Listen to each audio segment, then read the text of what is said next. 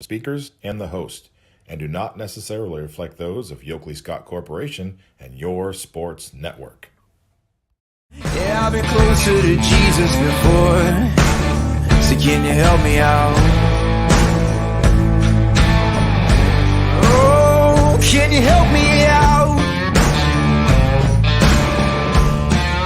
Am I on my own? Am I on my own? But can you help me out? Am I on my own? Am I on my own? Or can you help me out? Can you help me out? I've been scared to look in my soul.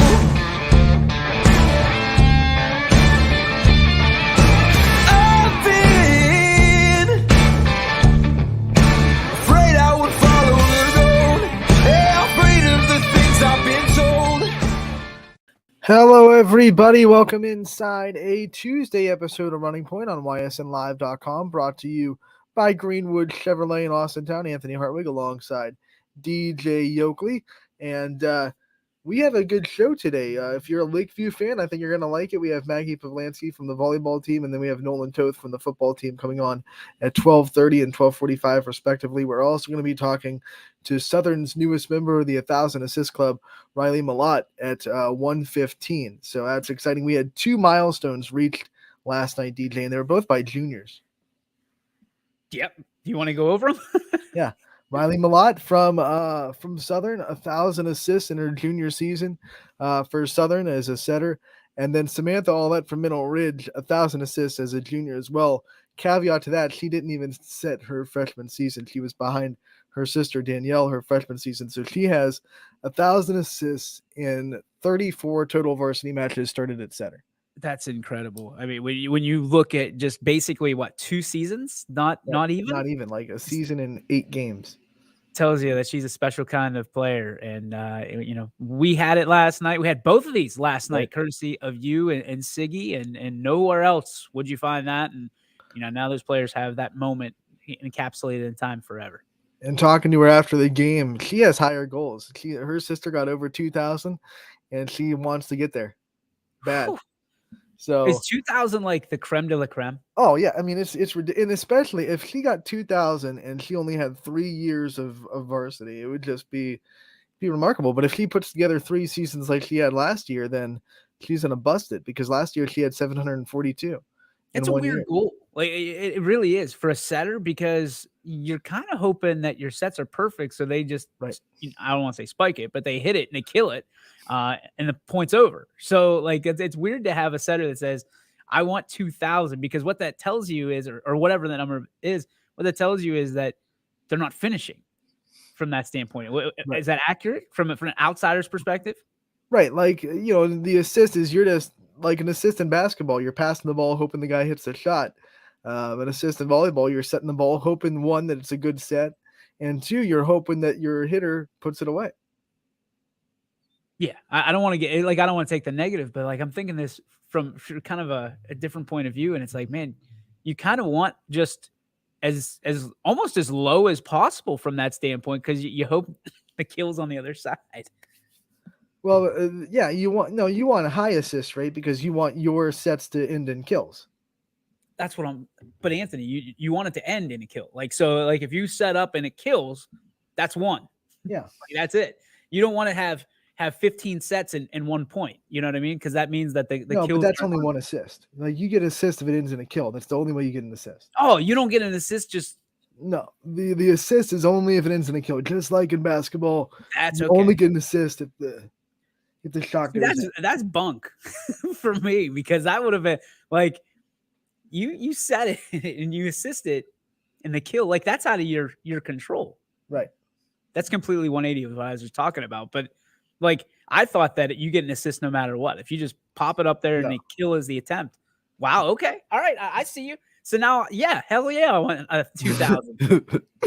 And 2,000 also means you're surrounded by really, really good hitters, because obviously you got to have them put it away to get the stat. Malott should be able to get 2002, just a junior, and still 13 regular season games to go since Siggy.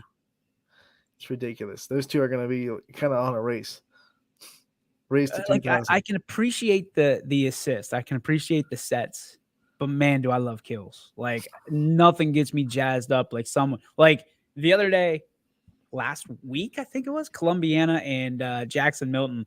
And the last point, I mean, it was put on a tee. It was what you see in women's volleyball at the collegiate level, where it was set up and like the ball was going up, the player was already there, and just throw the hammer down, young lady.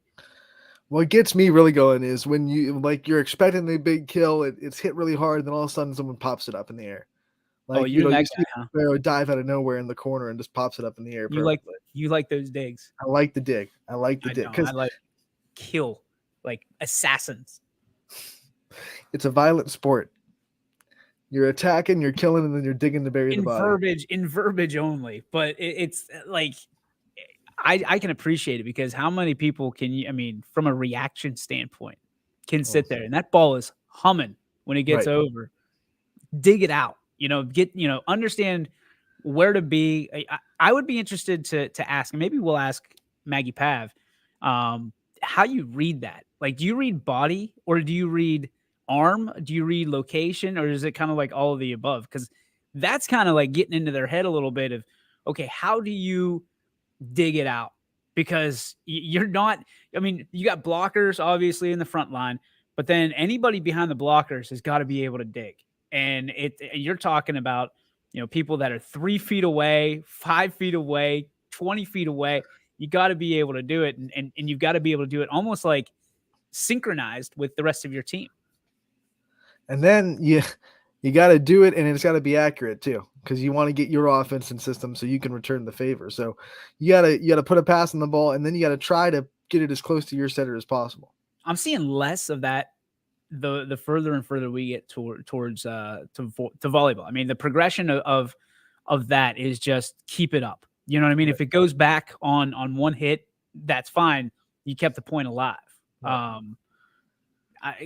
That was one of the ones that we saw a lot of, control and then offensive turnaround, that you get that dig and then obviously you're looking for that offense out of it because you feel like you've got an advantage. The momentum shifted back to your side.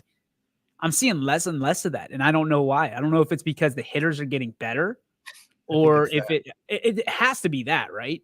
Right. That's what I'm looking at the hitters in our area and I'm like, there are a lot of teams, even if they don't have a good record, they at least have one girl that could really just smash it, And along with that, I'm seeing, and you can tell me if I'm completely off mark here, but I'm seeing the volleyball court get elongated because players are playing the ball into the bench. They're playing it into the stands better than I've ever seen it before. Usually they just kind of watch it go out. And Columbiana and Jackson Milton, there had to be a dozen plays during the course of that match that they were diving into the bench. They were diving it, into the bleachers on the other side. It was unbelievable the amount of times that they were elongating that court and making the point go longer and longer and longer. And to me, that's defense, right? Defense is being able to set up your hitters in the right way, but being able to keep that ball alive on your offense. I mean, good defense leads to offense from that standpoint, and vice versa. Good offense should lead to defense. And I did a game at Hubbard earlier this season, and you've been in that gym. They have the student section seats on the ends of the basketball hoop, like most college stadiums got the student sections right behind the hoops. They put them back, and I'm sitting there, before the game. I'm like, no girl's gonna go that far because it's a big gym at Hubbard, so it's pretty far back, even if they're up from the end of the volleyball line. So I'm like, no girl's gonna even go that far to try to get a ball anyway. And sure enough, in the varsity game, someone went and dove for where would have been the seats if they hadn't put them back and got a ball back in play. Do you know that they make people that are on the bottom row of the bleachers, they make them move up a couple rows just in case? I didn't know that till the other day. I asked, I always see that. And it's like, okay, you can't be in the bottom row. Is that just for safety? Is that so they can play those balls, or what is it? and I've been in a couple of gyms, you know, I'm on the floor all the time. There have been a couple of referees who are like, you need to scoot back a little bit because wherever you are is where we have to say in play is out. So they don't want me in a spot where, you know, they want to extend play as much as possible. So if there's someone sitting in the front row, then a girl can't go all the way up to the edge of the bleachers and get a ball. Obviously, you can't stand in the bleachers and get one. That would be illegal. But even if you're sitting in the front row, your feet are extended on the floor. That means there's just a little bit of floor left that's not in play. And I think they're just trying to squeeze as much in play as possible. That's interesting. I didn't know that. I learned that the other day, and I was kind of like, why are you making a move up 2 or 3 rows? But you know, the thought process is if a ball is coming at you, you're going to stand up and try to catch it. Right. Kind of like, you know, fan interference in baseball. You're going to do that. So good for the officials of taking control and moving everybody out of the way, because if it does go into the bleachers, you're right, Anthony. It's out of play and they shouldn't be able to. But extreme volleyball, I'm telling you, it's coming, because I would love to see girls or guys run up the bleachers and like Derek Jeter it, you know, to keep it alive, safely, of course. Some of these smaller gyms, they're allowed to hit it off the wall over the net the other side. Oh my gosh. Like I would love it, being able to use the ceiling, to be able to use, I mean, you're allowed to use the ceiling right now. The ceiling, as long as it doesn't go over, it's still in play. So if you go and dig it and it bounces in the ceiling on your side, it's still in play. But it's the not allowed hoop's to still go in over? play too. I've seen balls go into the basketball hoop and like rim around and fall down. But what if it goes through? If it goes through, it's good. It's still in play as long as it doesn't get stuck up there. Really? Yeah. That would be fun. The ceiling only comes in play if it goes over the net and hits the ceiling. Then it's like out. So it should be like what is that, racquetball or whatever it is that you can use the sides and use the walls. Like that would be awesome. You know, I've seen racquetball on so many TV shows and movies, but I have no idea like what I always watch it and I'm fascinated like what the rules are, how you play it. I've never really dove into racquetball, but I've always like seen it in the movies and the TV shows, and like you're in a small room and you're just hitting the ball at the wall and the other person gets to return it. I want to know the rules of racquetball.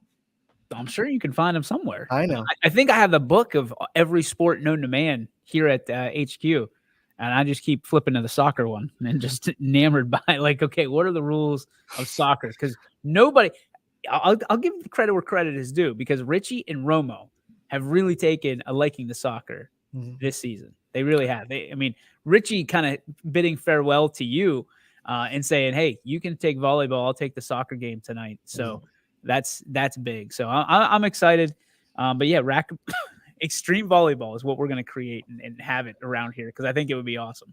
I remember going to some youth group camps as a high schooler, and there was a sport in one of these college like rec rooms or rec areas called volleyball that was pretty much volleyball on a racquetball court. That would be cool. So you don't have that many players in there, right? No, I think it was like three per team. That would be cool. You just smack it off the wall. Rule number 1 with racquetball: don't turn around, always face forward. Says Siggy. You don't want a ball to the back of the head, that's for sure. I don't know if I'd be good at that or not. So some of the results from last night: DJ, obviously Middle Ridge. We saw Samantha Allite get 1,000 assists. We also saw them beat previously undefeated Lake Center Christian in sweeping fashion. So they brought in a 6-0 team. They swept them 3-0. Southern got the win as well, and Riley Malott's 1,000 assists. So you got the milestones, you got the wins.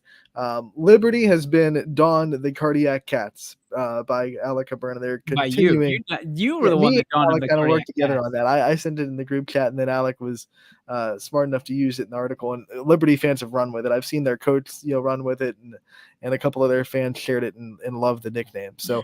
But they've played in 5-set matches already, and they've only played, I think, 9 games so far this season. So 5 out of 9 have went to 5. Alec had an interesting point in the group chat last night. He said that, the Liberty or the cardiac cats are gassed after playing all these 5 sets. Do you think that's a real thing? Do you think they get tired from playing 5 sets? Now, if they did it 3 times in a day, yes. Right. But I think they're conditioned well enough to go 5 sets. Right. And as soon as Alex said that, it was almost like they turned around, because then it was in the 4th set. They were starting to lose a little bit of gas. Warren Harding was taking a little bit of a lead. Then all of a sudden they picked it up again, and Liberty ran away with the 4th set and then won the 5th set. It was almost like Harding was the one that ran out of gas, and Liberty was kind of used to playing 5 sets at that point. I mean, that plays right into their advantage. Like we've been playing this all year. We you got want to go this. 5? We're cool with it. Let's roll. Because even in the 5th set, I think they dominated. Didn't it? Was 15-6 or something? 15-7 or something like that. So, Liberty's one of those teams that has gotten already more wins, I think, than last year. They're improving. They're undefeated in non-conference play so far, and I think they're a team that can take a couple of teams down in that MVAC grade tier as well, and climb up the standings as much as possible. Yeah, I think it's going to be fun to watch. I mean, anytime a team goes, 5th set's my favorite. From an announcer standpoint, you're there already. You might as well go the distance, right? Like in Field of Dreams, go the distance. I love 5th set volleyball because, number one, it's a race to 15, which wipes out 10 complete points. And you've split so far, so it should be, with all intents and purposes, it should be a good match in that 5th set, and typically it is. So, but we do see teams run out of gas in that 5th set. Jackson Milton got the 4-set win over Niles last night in volleyball action. We saw Paige Grope last week get her 1,000th career assist. All these milestones are hitting at the same time. It seems like this is that time of year. It happens with 1,000 points in basketball too. It seems like it happens in the same week. We get like 4 of them that go 1,000 at the same time. It's kind of like I don't want to say a disease because that's the wrong connotation, but it's like offense in baseball. Offense is contagious, and when you have some of these great things happen, it's contagious around the area. So we see the assist records, the 1,000. We saw it in basketball. How many did we see right in a row last year in basketball? 1,000 point, 1,000 point, 1,000. I mean, I felt like I was pumping out graphics, 3 a day. For them and 2 juniors today, and they just keep on rolling to the point where in the basketball season, we were almost talking about, do we raise the bar a little bit and say, 1,000 is a good milestone, but now let's see how many people get to 1,500 or 2,000, because it seems like 1,000 points are becoming less and less rare. I don't think we're in control of that. I think there's a lot of things that we can control, but I like I told you then, I don't think we can control the hype over 1,000 point score. It's that number. You want to be in 1,000 point score. I know a couple of people in these schools record books that got so close. That would really rub me the wrong way if I graduated and I was at like 995. Get 5 points better. Get 5 points better. Right? That's all I'm gonna say to you. Like this isn't participation trophy season. This is you either get it or you don't. Get it or you don't. But rub you the wrong way. Okay. To be that close, it would bother you. It'd be like, dang, man, I was only 5 points. But you can't look at anybody but yourself. I know, but it would still bother you. You could be bothered by yourself. You look in the mirror and be mad at yourself. Go do more push-ups. Go run a mile and get better, get faster, get stronger. That's all there is to it. That is a pet peeve of mine. It rubs me the wrong way. I'm just 5 points away. They should give it. No, I never said they should give it to me. No. Yeah, but when you say it rubs you the wrong way, that's what I hear. Because it's like I'm disappointed that I didn't get it. That's kind of what you're talking about. Well, when you set a goal, it's possible to set a goal and not reach it, right? Like you can set a goal and then just not be good enough or not work hard, whatever it may be. You don't reach it. You don't reach that goal. Be in that and then you'd be mad at yourself or upset that you didn't get it. But a lot of times that's not the way it works. There's no chance to go back in high school and re-get it. You know what I'm saying? No, but you know how that works. That's it. You don't have kids that are sitting there going, man, I'm really mad at myself. You go, oh, if I had, if it wasn't for now this, today it's going to be like, well, if coach would play me more, that's a parent thing. If so-and-so wasn't a ball hog. Yeah. Listen, you got to get 5 points better. And well, if coach would have kept me in when we were up 35 points, no. Like, score more when it's 0-0. Like there's such a thing as sportsmanship. And listen, not everybody should get to be 1,000 point scorer, or not everybody should be 1,000 point assist person in volleyball, or 1,000, whatever the goal is for kills. It's a special milestone, and it's not something that you should be gifted ever. It's something that is earned 100%. So if you're 5 points short, you can call yourself a 995 point scorer, but you'll never be 1,000. And, you should not celebrate it as such. And I know that's harsh, but that's reality. But if it doesn't bother you, and not in the way that you think it's someone else's fault, but if it doesn't, as a competitor, say, it bothers me that I didn't reach that goal, and maybe it makes you strive to work harder in your next endeavor, then also, are you really a competitor? If you set that goal for 1,000, you get that close, you don't get it, and then you have to kind of look yourself in the mirror and say, that was a goal I set, and for whatever reason, I didn't do enough to get it. That should bother you a little bit if you're a competitor that you weren't able to do it. 100%. But you, unfortunately for you, like you said, Ian, you can't go back and change it. You got to take it out on somebody else or something else from that standpoint. You got to go find something else to compete in. And hopefully it teaches you a lesson of, you're not promised anything. Right. Now, a lot of people will sit there and go, well, make me a trophy anyway, or make me a banner, or make me a graphic, or make me this, or make me that. I'm sorry. We've had people reach out to us for 500 points in basketball and say, I deserve to be recognized. And you probably do, because I couldn't score 500 points in basketball. However, the standard is the standard, as Mike Tomlin says, and 1,000 points is that standard. 500 points doesn't get you anything but a good story and a cup of coffee. And what it does is it's like there were a couple of girls I know last year that like they started varsity their junior season because they were on JV, freshman and sophomore year. They got their opportunity. They set their goal 2 seasons. I'm going to get, and I'm not saying they should get a graphic or but they reached their goal, and that should be something that they themselves can be proud of. Sure. You can hang it up in your locker and do that, but and leave it there, Goals are not, it should not. This is why I hate when we ask, what are your goals for this season? Because I'll be honest with you, if I was someone that was on the other end of that question, I would be like, none of your business, number one. Like personal goals, we can talk about. Team goals, I mean, team goals are something that should be kept sacred. You know what I mean? Close to the vest, because there are some team goals that should be kept in the locker room. They should be kept within just the team, because if you don't get them, then you can look at it and say, okay, well, that's a win for us because we got a little bit better. We didn't reach our goal, but we got a little bit better. That's a team goal. The ones that I'm talking about are these personal goals. It's 1,000 points scores, 1,000 sets, 1,000, whatever it may be, the most home runs in a season, most home runs in like stuff like that. Those are personal. The team should not care. With all due respect, they shouldn't care about that stuff. As long as you're getting dubs, they'll celebrate it. But how tough would it be to get a milestone in a loss and you're trying to celebrate something? As a competitor, you're happy because you got something, you did something, you accomplished something, but you're also kind of pissed off because you lost the game. And that to me, that memory would be forever tarnished. I think sadly there are some athletes nowadays, and it's into this culture we are in sports right now, that would not have the ladder of what you just said. They would be just happy they got the milestone, but they would miss that they lost, and they wouldn't be upset they lost. They'd just say, hey, I got the milestone. That's what I wanted, and that's what I plan to achieve.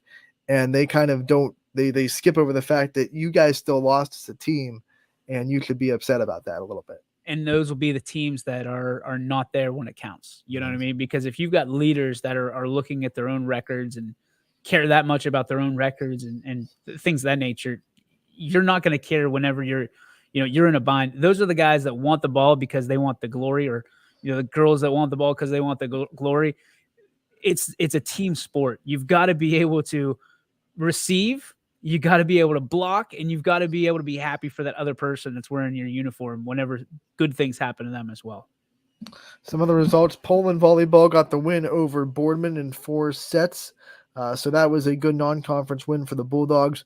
Lakeview kept dominating in the NE8. They get a sweep over Struthers in a makeup game that was originally scheduled to play 2 weeks ago.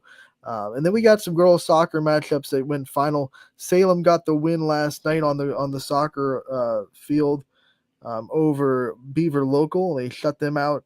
We had Waterloo and Champion, who, everyone was coming in talking about the Waterloo-Springfield matchup, and rightfully so. Springfield was 3-time defending MVAC champion in girls soccer, and Waterloo was this up-and-coming team that got close last year, trying to make the thing this year. I think Champion last night kind of said, don't forget about us in this MVAC.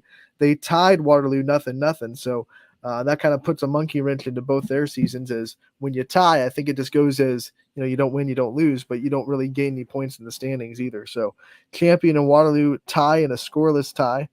And then we also had Struthers Soccer beat Girard 4-1. And we saw Canfield girls soccer beat Boardman 4-1 as well. So those are some scores in soccer and volleyball from last night. And then tonight, obviously, every volleyball team in action. Monday is one of those days in volleyball where you get the non-conference games. You don't have as busy of a day. And then Tuesdays and Thursdays are usually reserved for your conference matchups, which is why you see just about everybody in action on Tuesdays and Thursdays. Yeah, not that I want to talk about me or what my plans are for the evening, but we get to debut our first ever Pennsylvania school in Mohawk, and we've got things cleared up with them, and they're ready to go. And Mohawk will begin getting their coverage starting tonight as I'll head over to where the Lady Warriors call home, and we will cover our first Mohawk game. So I'm excited for that. Usually it's right now, as of now, it's just been softball and baseball, and now we've got the whole gauntlet as we'll have football covered on Friday as well.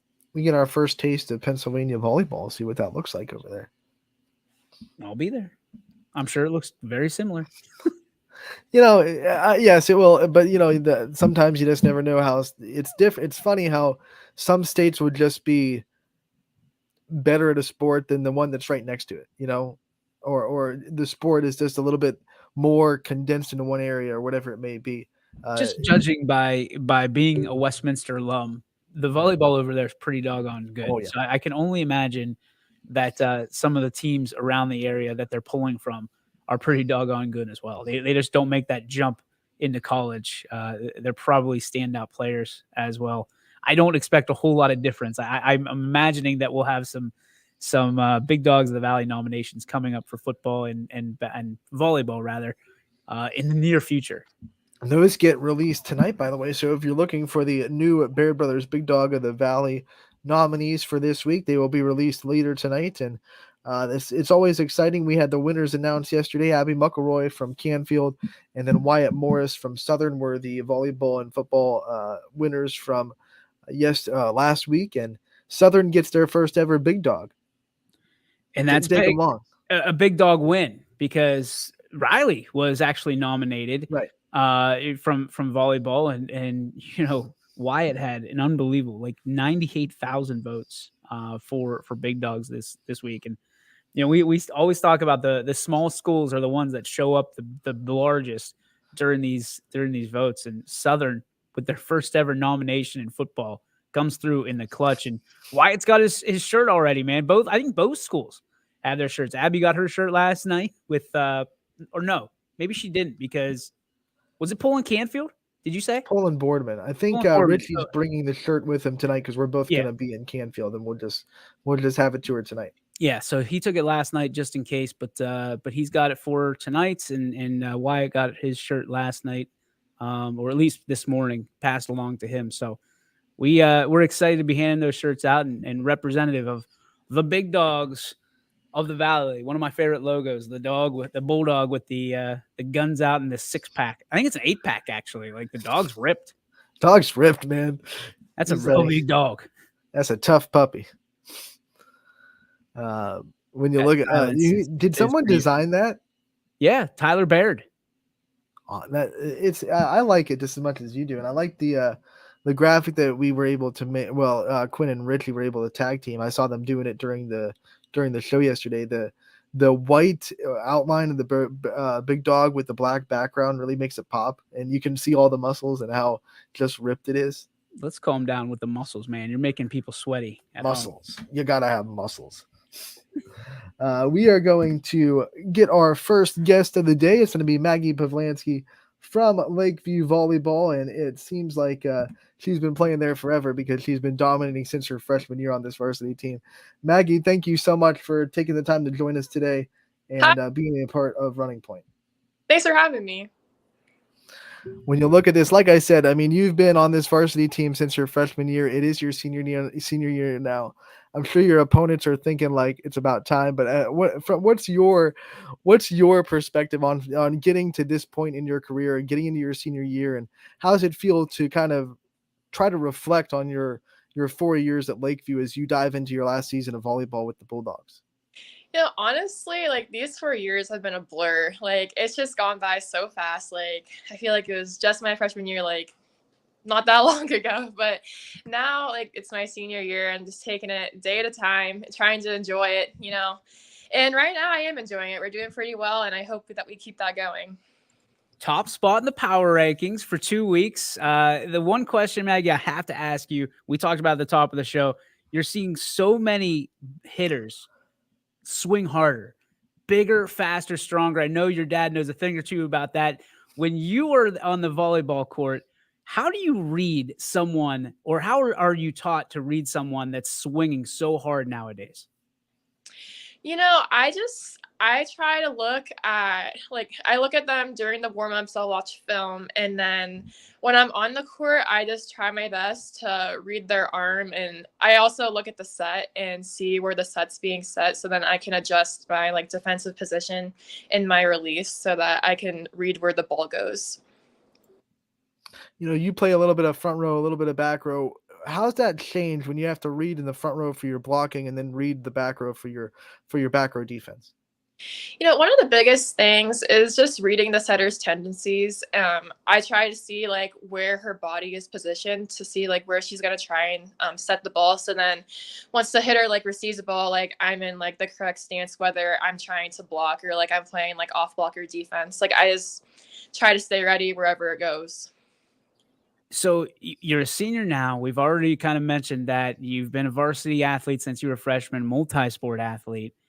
Who's been the one person that you looked at on the way up at Lakeview that you've said, I want to be like them from a leadership standpoint? Honestly, there has been a few. One of them being my sister. She was not in high school when I was in high school, but since I was in 5th grade, I think that's when she was a freshman, and she also played all 4 years on varsities, and she's just a natural leader, kind of like I am. So I really look up to her. And when I was a freshman, Lexi Inman was a setter. She was the other setter when I set, and she was someone who just carried herself so well. And I tried to be like her today. So you're a part of a great senior class, but in your 4 years, you've also seen other great senior classes graduate and young players come and take their spots. And that speaks volumes to Lakeview's volleyball culture. What do you think it is about Lakeview and the volleyball culture and the ability to constantly bring youth up and have them reach the standard? What is it that makes that possible in Lakeview? Honestly, I think it really helps that our program has been so successful, and we've had fantastic junior high coaches that have really helped us get to the point that we are today. And I know the younger girls right now, they really look up to us. And I feel even when I was in junior high, I saw those varsity players and I was like, wow, I really want to be like them. And I've had to work very hard to be at the point where I am today. And I think the same thought process goes through their minds too. All right. We already mentioned you're at the top of the polls on the power rankings, and not that means anything to anybody, but how nice is it to be able to look out and see the progression of this program in your 4 years and know that you left your mark?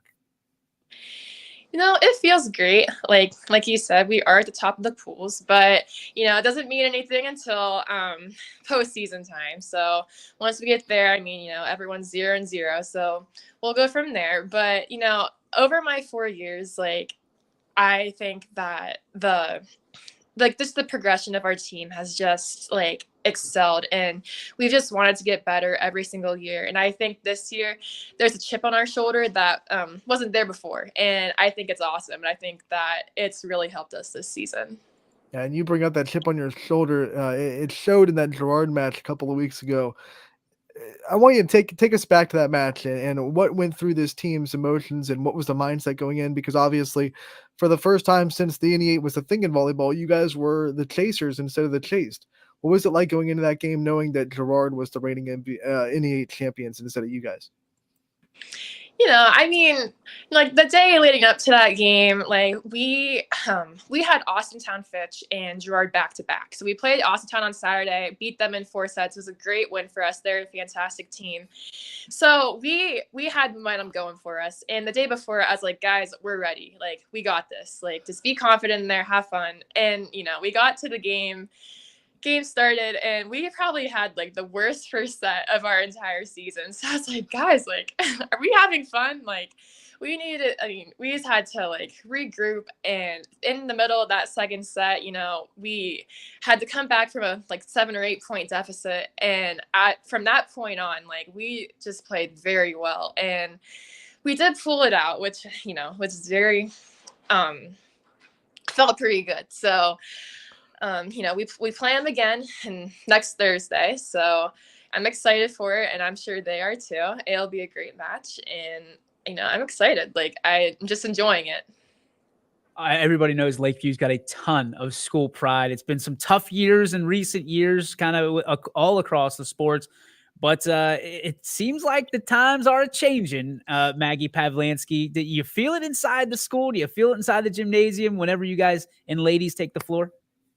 I really do. I think our senior class is special. I think that there's just like this sense of like togetherness and school spirit that, has really grown over the past like year and a half. So it just feels really good. Like, it's going to be a great year for this community. If we gave you a crystal ball and made you look back on freshman Maggie Pavlansky, what do you think is the biggest growth point between her then and you now as a senior?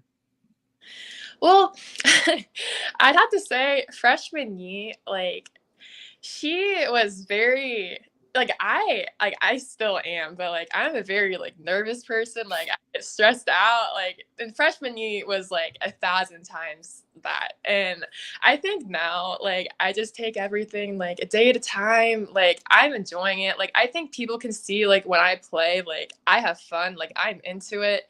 And like, I'm just like, I try to be a good leader for my teammates. And yeah, I just think I have fun. Like, Who's one player that it's been with you, or maybe multiple? Because it seems like you guys, I keep saying you guys, you ladies are awful close in this senior class. Who's been kind of there for you and with you through the entire gauntlet, so to speak?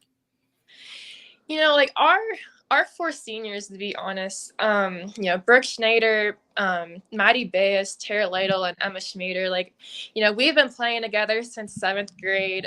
Brooke and I, we also play basketball together. Emma Schmader and Tara Lytle also played club with me the last few years. So, like, we've just been around each other so much, and it's just special. And I really hope that we can end our senior year strong and just have fun with it. Got to ask you about one of your other teammates and Mallory Malott, who's been kind of splitting the setting with you this season. It's given you guys more opportunities to have more hitters in the front row at all times. What's it been like seeing someone not just share it with you this year, but also probably prepare this program for years to come after you're gone? Oh, for sure. I think Mallory has gotten so much better from last year to this year, especially. And I think that we just work so cohesively together. Like, we have gotten, like, no matter if she takes the first ball or I take the first ball, like, we're always there. We have each other's backs, and we're still able to set our hitters very efficiently. And I just think we work very well together. As a multi-sport athlete, you have to be getting looks at different levels for colleges. Is there plans to go to the next level and play anything, or do you want to just be a student for a little bit? I do plan on playing volleyball in the future, like in college. I'm not sure where yet, but I do plan on playing volleyball. Can you give us a little sneak peek? And maybe, like, do you want to travel? Do you want to stay closer to home? Is there a dream school per se? Yeah, I want to stay in the area, so no more than like an hour away or so. Like, I've seen from my sister like how beneficial it is to stay close to family, and like, so that's something like I thought would be very good for me. So, Division 2, Division 3 in the area, I think would be a great fit for me. Westminster. I think that at the end of the day, You've got so much talent. Do you enjoy now? Obviously, volleyball is your first love. Is there a ranking for like the sports that you play? Oh, I mean, volleyball would have to be number one. And then I also play basketball and softball, and Mhm. I just get so torn between those two because I don't like to say that like one of them's my least favorite that I play, but I probably like basketball a little bit more than volleyball. Or sorry, softball. Sorry, too many sports. See, exactly. You can't even keep it straight. How are we supposed to? I know. When you play all three, I'm going to ask you this. What's the best feeling in sports? Is it the home run? Is it the 3-point shot? Is it the set? Is it the dig? What gives you that best feeling in one of your sports? That is a tough question. I think there's gotta be a tie between hitting a home run and getting a stuff block. Mm. In volleyball? Yes. Okay. I was sitting there. I'm like, she might be talking about basketball too. That might be a toss up as well. Yeah, I mean, I do those too. So. I was gonna say you got a few of those to your resume. I have to imagine. We were talking earlier about kind of the way things go and being an ultimate team player. And Maggie, that is you personified. What's one moment that maybe you didn't have the ball or the light shining on you that you were really proud of your teammates in that moment? As a setter, setters, they won't get the major accolades or the things that people want to strive for it. So they're always feeding their teammates. They're always there for their teammates. And in big moments in big games, when we played Girard a few weeks ago, and in our tournament game last year when we played Jefferson, we had to come back from a 2-0 deficit, and we lost. We were done. And I feel like that my teammates around me just stepped up so well in that game, and they just played super well. And that it comes from everybody. Volleyball is just such a team sport, and if everyone has to be on and with each other, and that's just the nature of the sport. That's how it is. And I love it, Been dying to ask Lakeview players this because it seems like the last 2 seasons you guys have come back from deficits like it's your job. You just said it, brought up one in the tournament last year against Jefferson, and that's hard to do in volleyball because it's such a momentum-based sport. What makes this team so good at washing off maybe a bad set or a couple of bad points and really regaining the momentum so quickly? It really helps. I think this year we've been the best at that so far out of my 4 years, at just letting things go and moving on to the next play.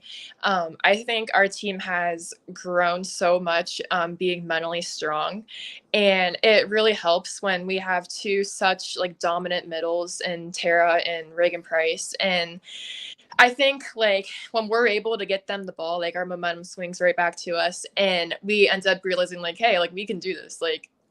And any of our hitters, honestly, our outsides are super tough, and I think we're able to pick each other up so much better than we were in years past. I'm guessing you don't have to go far for role models. I know you talked about them before, but if you wouldn't mind just kind of going over them again and what they mean to you on your everyday basis. Yeah,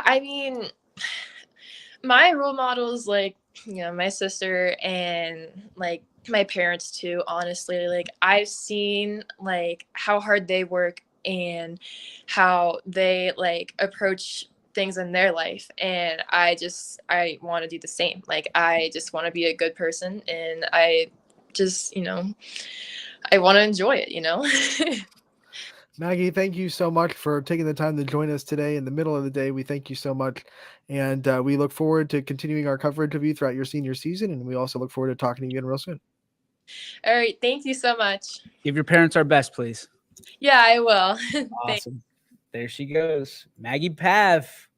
And when you're talking about any of the Pavlansky, whoa!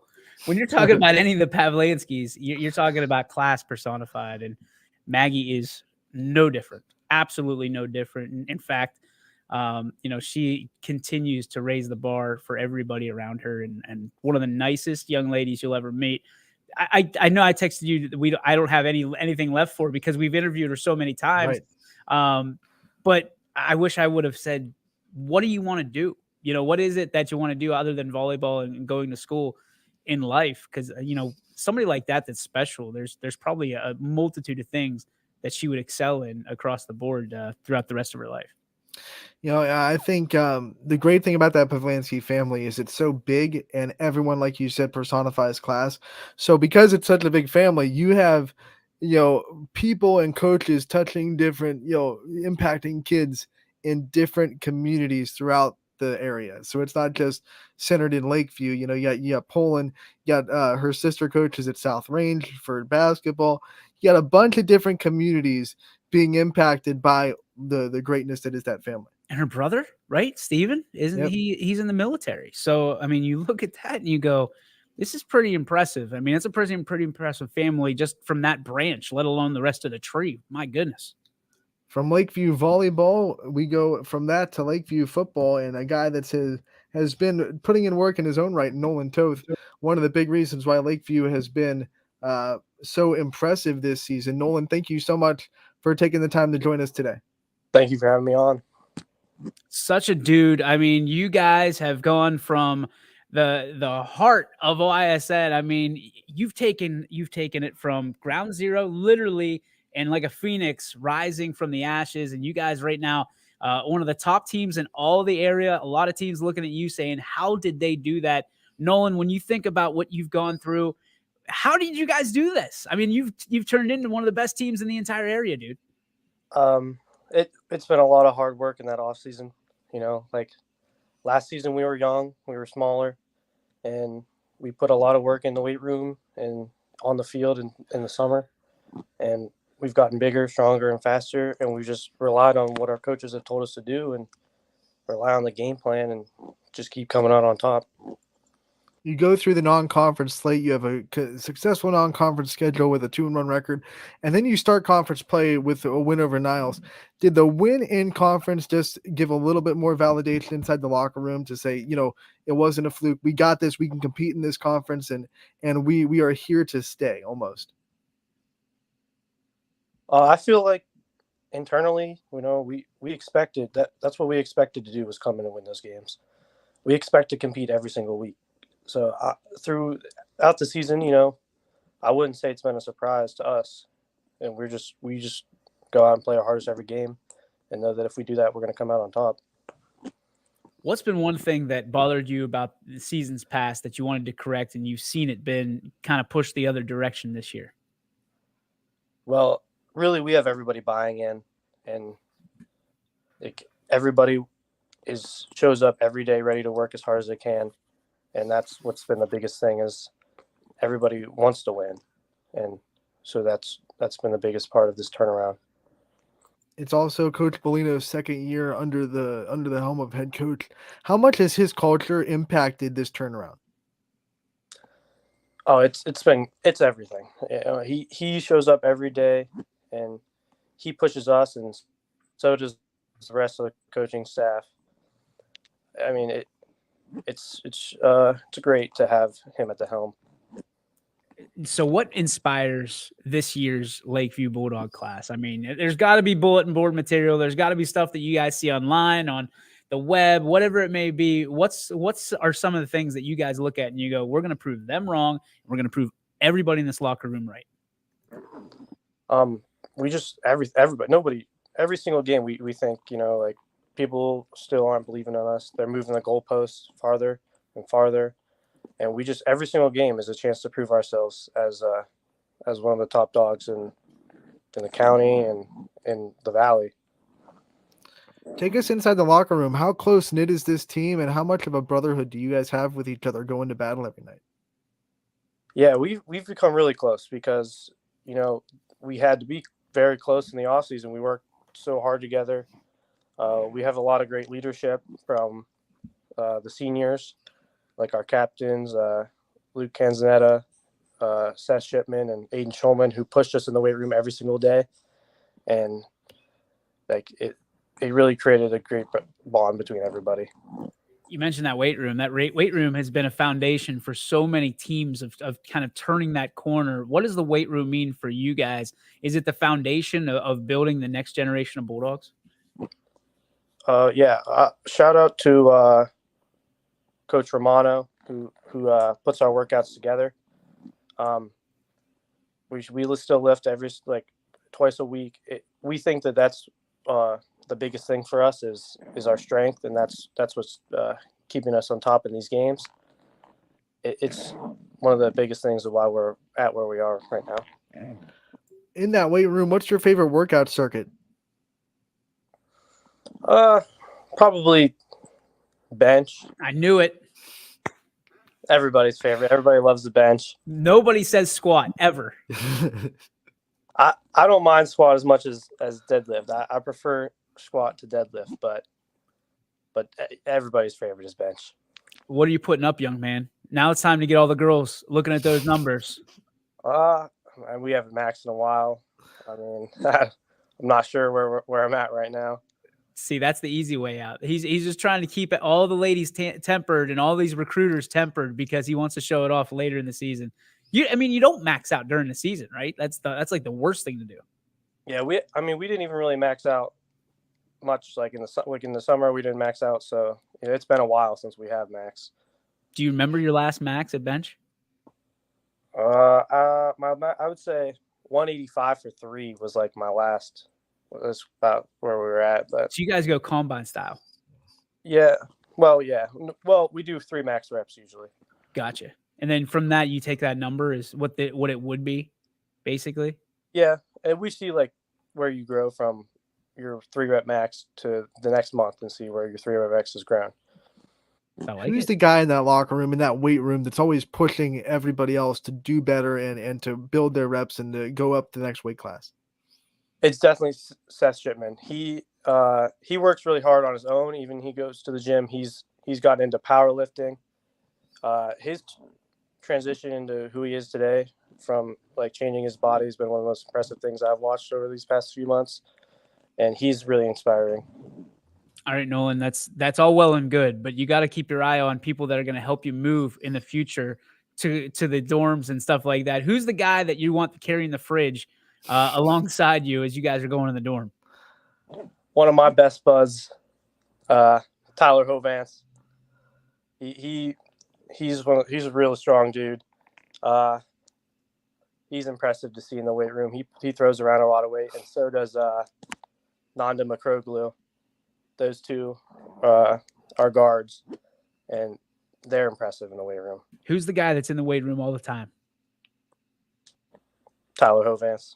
Gotcha. Every season. He plays 3 sports, but he makes sure that he always makes sure that he finds himself in that weight room. Now, there's always one of these guys that has the protein shaker, whether there's something in it or not. Who's that cat? Well, really, I would say it's Coach Romano that always has a shaker on him. When you look at your teammates, I'm going to give you a chance to shine a light on someone that probably grew the most in the weight room or put in the most work to get from point A to point B this year. Who do you think grew the most or put the most work in to get the most results? I look at a guy like Andrew Brown, he may not be like large in figure, but like he really has grown, and it shows on the football field. He's one of our safeties, and he's a real good athlete. Who's the guy in the study tables? Who's the guy that's always got his nose in a book? Ooh. I don't know if we have one of those. I was going to say, it sounds like it's a tough one because you're all in the weight room. I don't know if we have one of those, to be honest. What about the guy that kind of keeps things light and tries to entertain you guys as much as possible when the time is right? I think that's Boom Gillis. He's fun. He controls the music. He'll, at the end of the weight, like our lifts, he'll turn on the Michael Jackson. That's like how we send ourselves out. What song from Michael Jackson sends you guys out? Billie Jean a lot. I knew it. I knew it was Billie Jean. Everybody's got the dancing and snapping going on at the end of the weight room. I like it. I like it a lot. Who's the guy that's you cannot get him to crack? He's so serious. There's not a whole lot of that. We're a pretty light group, I'd say. That nobody really is. I would say is too like hard-headed. Everybody likes to have a good time when we can.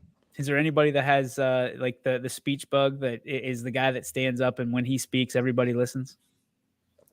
I'd say like Seth Shipman and Aiden Schulman, especially like during pregame. Like he gives our speeches usually.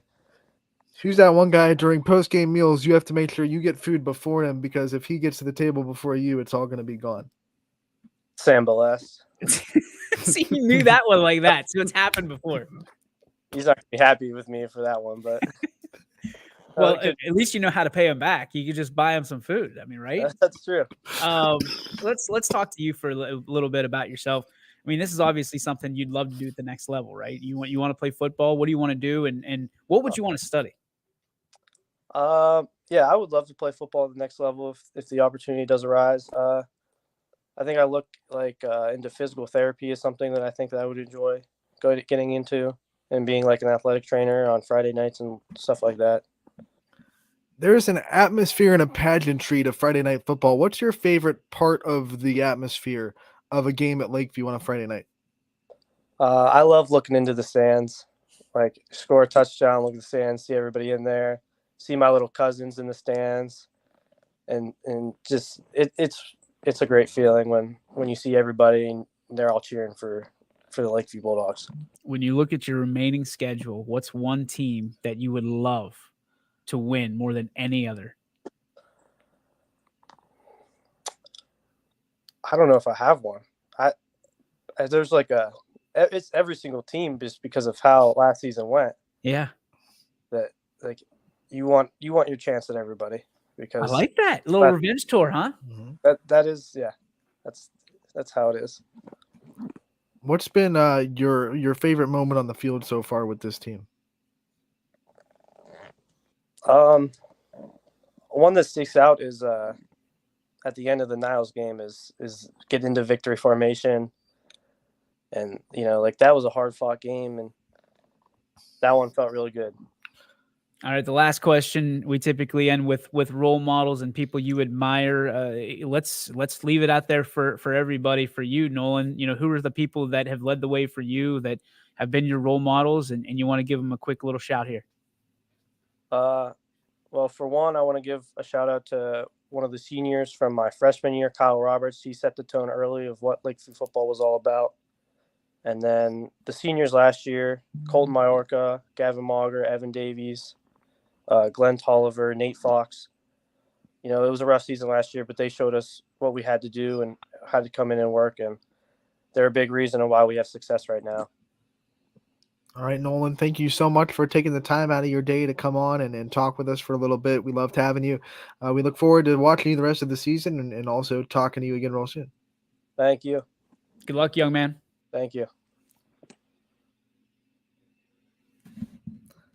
I think DJ accidentally got himself off instead of Nolan, but we'll get him back. We're actually going to take our first break of the day because we haven't had one yet. So we'll take a break, and when we get back, we'll come back with still Riley Malott at 1:15 on Running Point, brought to you by Greenwood Chevrolet. Hold on, let me grab this mouse. Greenwood Chevrolet in Austintown. 21 News delivers the news as it happens, using the latest technology from where it happens. Live here outside the Mahoney County. On air, online, Wednesday afternoon weather update. Very dangerous. and on the 21 News social media platforms. I'm on the road right now. 21 News, the Valley's only locally owned source for trusted news since 1953.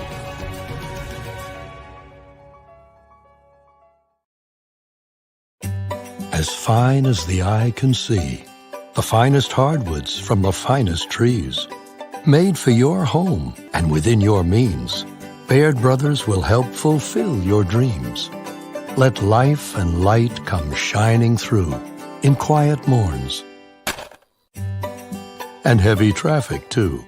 Find your easy-to-afford fine hardwood floors and doors and more at BairdBrothers.com. Every customer has a story, and at Greenwood Chevrolet, we are committed to making sure it ends with you in the right vehicle. I get to be part of somebody's adventure, whether it's buying a car for the first time, helping them get approved, or finding the perfect car for their budget.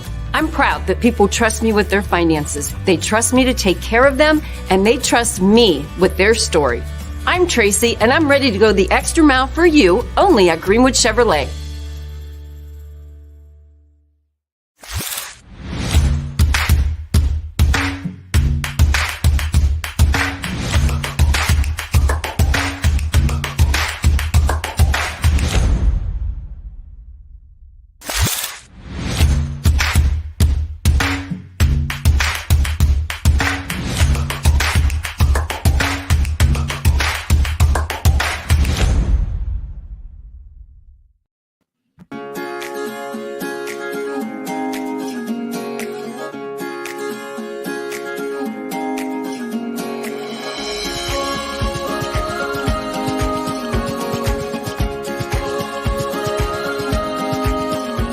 Locally owned and operated, Sheely's relaxed shopping experience means browsing and lounging is always encouraged. Find Flex Deal and more at Sheely's Furniture and Appliance, because the best things in life happen at home. How lucky are we to have not one, but two 18-hole Donald Ross Championship golf courses right here in our backyards. Mill Creek Golf Course was selected by Golf Week as one of America's 30 best municipal courses, continuing to challenge golfers of all levels and featuring golf instruction by PGA professionals, a state-of-the-art practice range, a PGA of America recognized pro shop, kids programs, and a relaxing grill room for a memorable golf experience. For more information or to schedule a tee time, visit millcreekmetroparks.org. Fall is in the air. The kids are back to school, crowds are cheering for the home team, and Myers Family Insurance is prepped for another crazy Medicare season. Every year there's changes, some big, some small, so it's important to have a conversation to make sure your plan is going to meet your expectations for the coming year. Give our team a call today to schedule your annual review. For all your Medicare needs, call Myers Family Insurance or visit us on the web. Check us out online at myersfamilyins.com. Going from mindful to mindful sometimes requires a helping, healing hand. Insight Clinical Counseling and Wellness offers a continuum of mental health and wellness care. At Insight, we're changing the way you receive counseling and wellness services with experienced licensed clinicians and expertly trained wellness staff. With 4 locations in Mahoning and Columbiana County, along with telehealth services, Insight offers clients quick access to care when they need it. Transform your mental health and wellness at Insight Clinical Counseling and Wellness. Welcome back to Running Point on ysnlive.com, brought to you by Greenwood Chevrolet in Austintown. Anthony Hartwig alongside DJ Yoakley, and we have one more interview with you today. Is at 1:15. Riley Malott from Southern Volleyball will be joining us to talk about her milestone moment last night and what it meant to her, and some of the things that she has to look forward to going forward into her career. But before that, DJ, we do have some scheduling news, I guess, on Friday that we haven't announced yet. Liberty at Crestview has been canceled on Friday night. Another cold reminder that COVID-19 is still just a little bit out there. I don't even know how to start with this. Yeah. I'm kind of in the boat that everybody else is in. It's so frustrating. It's so frustrating, and you feel for Liberty that all their, all the kids that have it, and I guess the coaching staff is got hit pretty hard too, it sounds like. So you feel for them, you feel for Crestview, because in talking to Paul Cusick, it's kind of off the record. I won't give you the whole conversation, but how the heck is he supposed to find a team in week 5 to replace and probably try to get a home game? But you're really at the beck and call of whoever else is out there, and there's probably not too many teams out there that, Crestview would want to play in this situation, being that they're 1-3. They've got some heartbreaking losses to this point. They're never going to back down from anybody, but you have to be smart in this situation because there's playoffs on the line. You don't want to go and play these huge D1, D2, even D3 teams and wind up, getting smashed, and, confidence is broken, injuries happen, all that stuff. Like, you feel for Crestview because after that 63-0 loss, I said it yesterday on the Power Hour, I feel like they found their stride. They got a little confidence, and now you lose a week. And, even though you're multiplier, your divisor, whatever they want to call it, is better off. It's unfortunate because now you've got, I would imagine a week that you're not going to have football, and that could pay a pretty hefty price in the weeks to come. The only saving grace is that, at least they came on a Monday, so they do have a couple of days to try to find someone, I guess. And it would have been really, tough if this came out on a Thursday and they had to cancel it on a Friday. So then, you got to scramble. You got one day to find somebody. Good luck with that. At least there's a little bit of, time to find somebody. So here's my solution. And even though it's not fair for those teams that do get it, right? When you're talking about COVID or illness, I think it should wind up as a forfeit. I think we're at that point where and again, this is nothing. They're not faking it. You would never fake a situation like that. But if it's the week of a game, you're forfeiting that game. That's just how it goes. And listen, you're not going to have that game anyway, but at least it's a less impactful loss for the opposing team who had nothing to do with it. I thought we should have done that in COVID before. We've had this conversation a multitude of times. Does it suck? Yes. Yeah, but does it make the situation better? Yes, it does, because now there's not two teams losing. Yes, you lose a game, but you also get a victory. And I would assume, I don't know how they do a forfeit in football and how it affects the points, but I have to imagine it's at least 7-0. In baseball, it's 1 run for every single inning. If they do the same thing in football, it's 28-0 is your final. But I don't know. I think a forfeit is the right call with this. I could be way off there. There's probably things I'm not thinking of, but the reality is, if let's add a caveat to this. If Crestview is unable to find an opponent, it should be a forfeit. Right. Does that make sense? Oh, absolutely. And I'm right with you because, like you said, it's a less impactful hit on the other team. And, you said it's not fair, but when we were talking in 2020, one of the things I always said was COVID-19 takes that word fair. If you want to play, you got to take that word fair and crinkle it up a little bit and throw it out the window, because in 2020, there were a lot of things that weren't fair about, the way things went. But you still wanted to play football. So you had to kind of lose a little bit of fairness so kids could go out there and play. I agree with you, man. It's not about being fair anymore. It's just about what's right. And it's unfortunate for anybody to have to do this 2 years later, but it's here. And obviously it's rearing its ugly head in Liberty. Some things aren't fair. This is how it goes, right? We have Riley Malott joining us from Salineville in Southern, the newest member of the 1,000 Assist Club. Riley, congratulations first and foremost, and thank you so much for taking the time to join us today. Yeah, thank you for having me. Does it feel like you're a legend? Because, you are, Riley. What a performance you've had in the last 2 years to really take over, really, when you're thinking about it, congratulations. What was it feeling, the feeling in the gymnasium like last night for you? You could just feel like all the energy that everyone had and how excited they were for me. I've been working really hard towards this goal, and my family, my coaches and friends all supporting me. You could just see how excited everyone was for me in the gym. We were talking about it earlier with assists, and it's one of those stats where not only do you have to do your job, but then you have to rely on someone else to do theirs too, because the hitter has to put it down, the defense has to give you a good pass. What's it like to get this in volleyball, knowing that all your teammates had a really good part in it as well? It's a really amazing feeling to know that my team's behind me, and I know when I set the ball, my hitters are going to put it down to get that assist for me. I know they're really excited for me, and I couldn't have done it without them. A little spell check error when you were Big Dog of the Valley last week made you the Malott. So naturally, you're now the Hammer here at YSN. Let's talk about you being part of that Hammer that is Southern Local Volleyball, a tradition-rich program with a great coach at the helm. Why is Southern Local Volleyball so special in that community? I think the junior group of girls, we've been playing together so long, and we all get along really good together, and we play really good. I think the past couple years, we've just really come out strong and surprised a lot of people, and especially this year we have. You said that this has been a goal for you for a while. If we told you when you started varsity that by your junior season you would get 1,000, what would be your reaction to that as back in the day when you were starting? If I was told that, I would probably be really shocked. I don't know that I'd believe you, but now like seeing that I have, it's a huge accomplishment for me.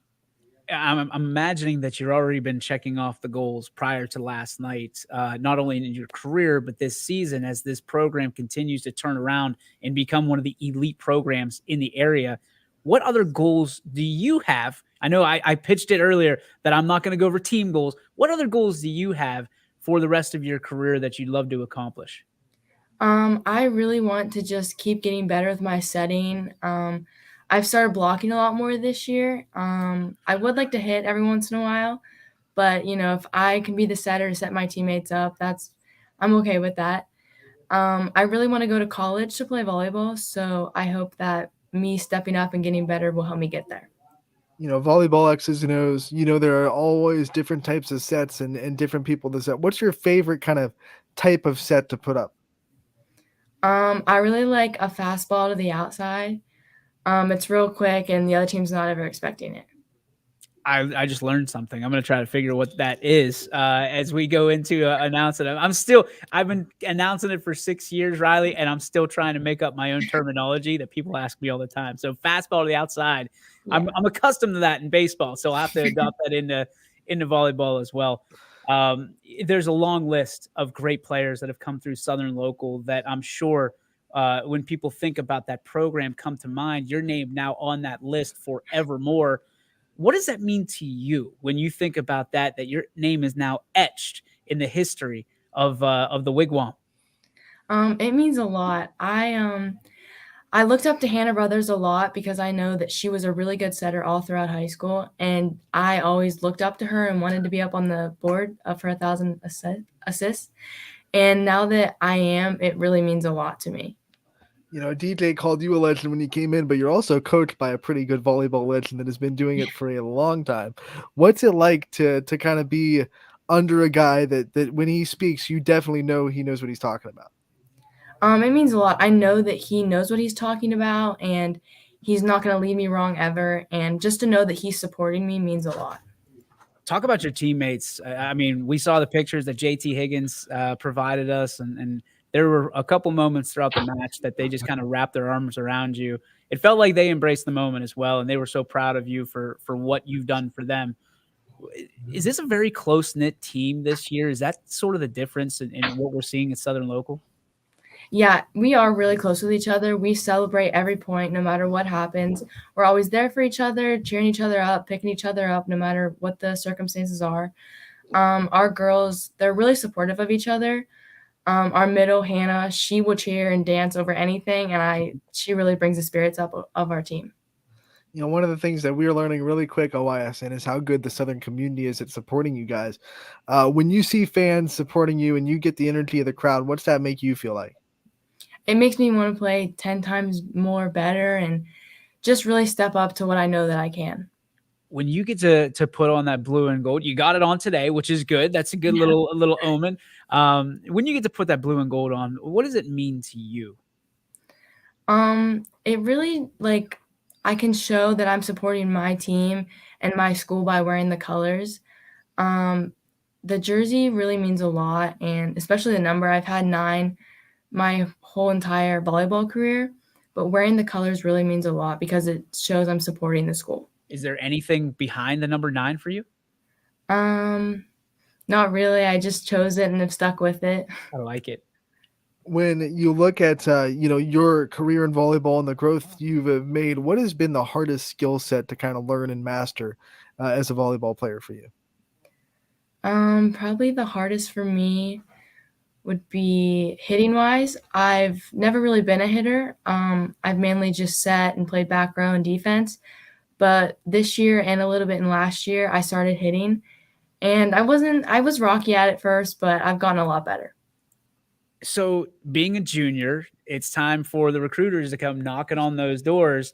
Are you prepared for that? Like, has anybody kind of led you through the process of this is what you expect whenever you are looking to go to school to play a sport and be a student athlete? Yeah, I'm definitely ready for it. My coach, he has helped me set up on different websites for recruitment and for coaches to start reaching out. I know it's still kind of early in that process, but when you think of things that you would look for in a college or in a coach, what kind of things do you think a college would have to check in the box to have you give them a look? I definitely having my major. If they don't have my major, that would probably deter me because I really want a good education and to go to college for that. So that would be a major box that needs to be checked. Do you know what the major is? I want to be a physician assistant, so they need to have that kind of program. Just step it up, area schools. Let's go. I mean, everybody wants to go far away. You know, it's one of those situations. Maybe not so much anymore, but at least when I was in school 100 years ago, it felt like everybody wanted to go, 300 miles away and get away from their family. What are you looking for? Are you looking to stay close? You looking to go far from home? You're still kind of making that decision? I'm still in the process of making the decision. If I was offered like a scholarship for a college that was a little further away, I would probably go, but I would like to stay around at home. You still have about a year and change left inside the Southern school system. What have been some of your favorite subjects in high school that you've taken so far? I really like math. I've always been interested in math, and it just comes really easily to me. Which makes sense because you're a numbers-driven person, obviously. 1,000 probably is your favorite or your second favorite number, second to 9. Yeah. Yeah. All right. So from a standpoint of, we talked about you going away. I don't necessarily want that because I know how much your family means to you. Tell everybody else how much your family means to you and why they're so supportive of you constantly.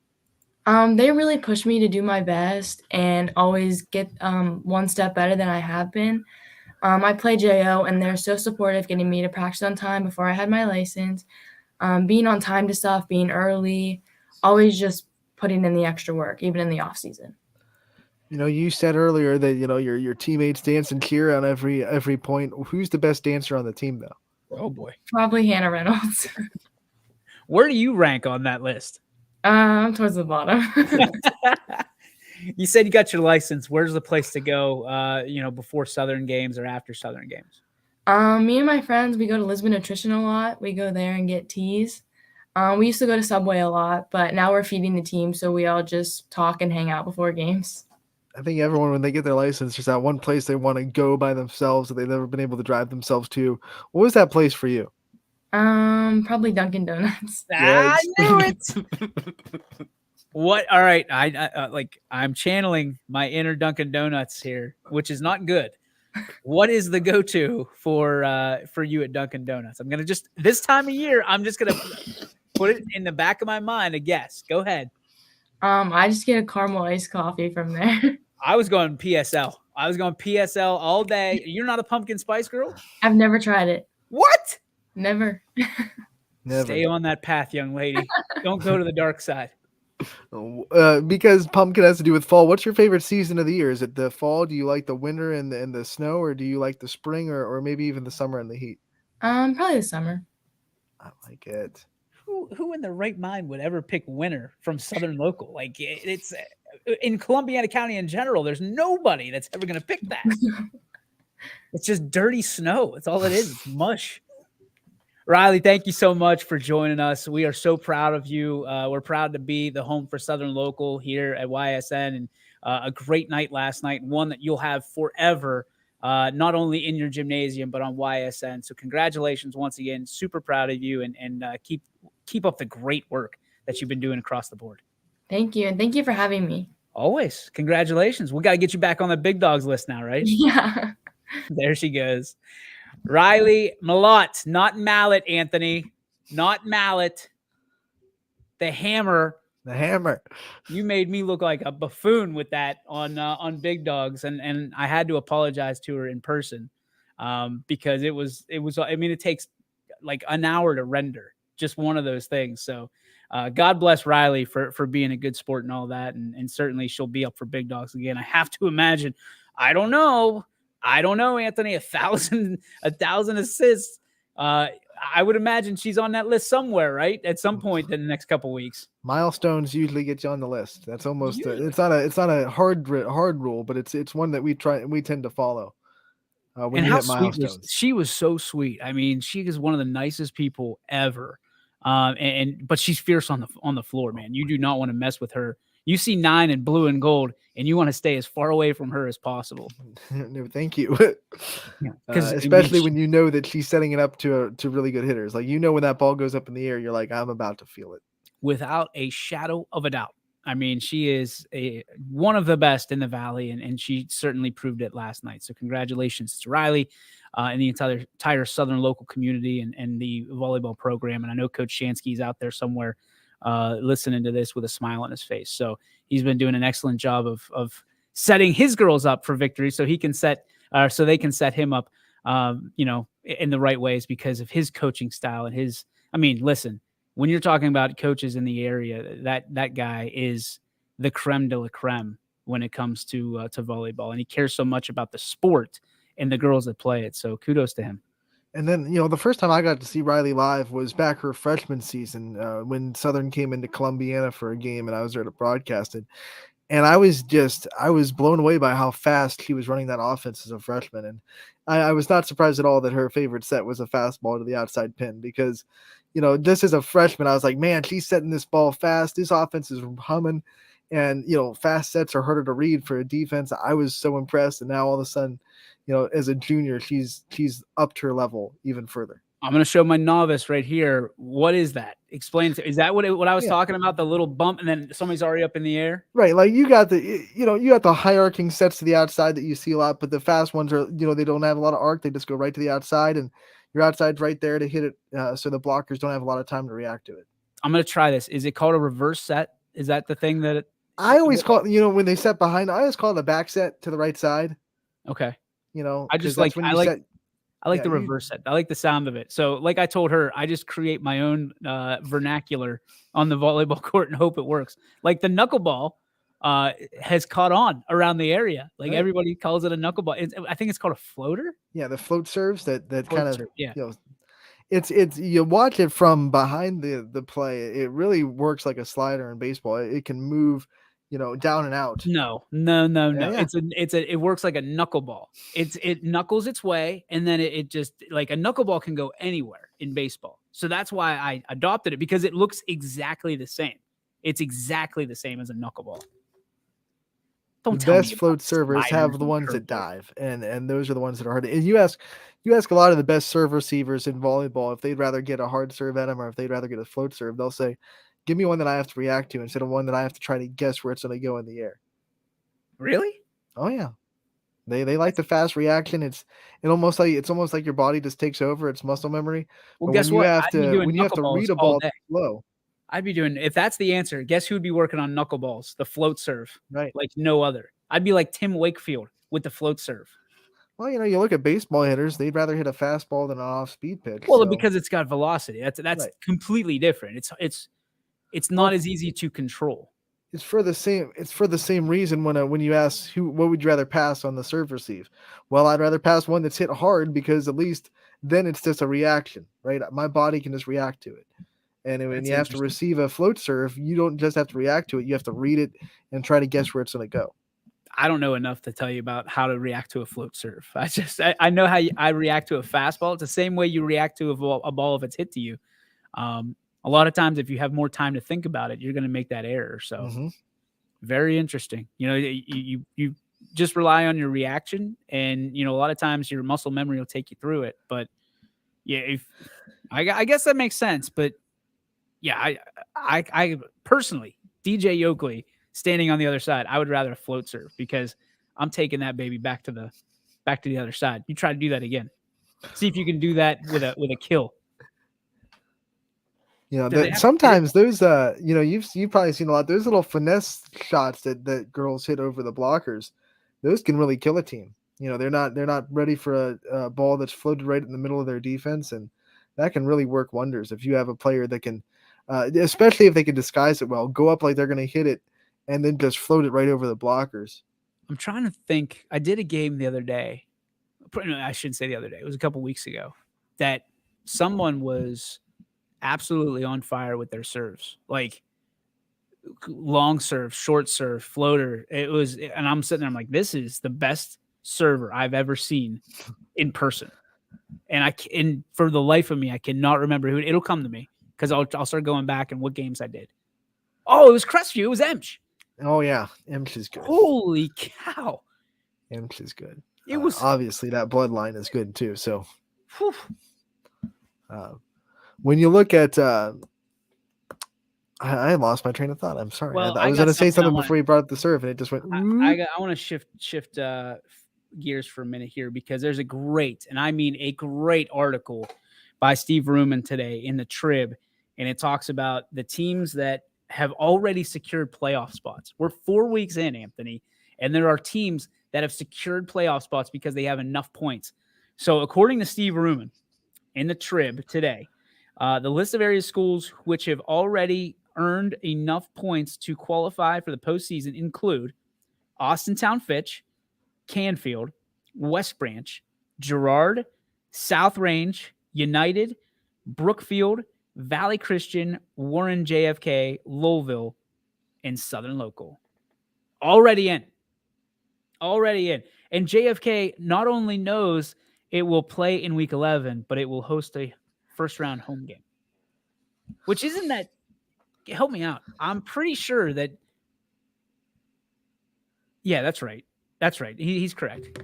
I almost tried to debate that. Yeah, like they get the home game anyway. But the majority of those teams... Well, what that means now is you're guaranteed a top 8 spot because now in the new format, top 8 teams host a playoff game. Well, that's JFK, but the other ones are assured the top 16 spot. Right. So Valley Christian's in, Southern's in, Lowellville's in, JFK, Brookfield, South Range, United, West Branch, Girard, Canfield, Fitch.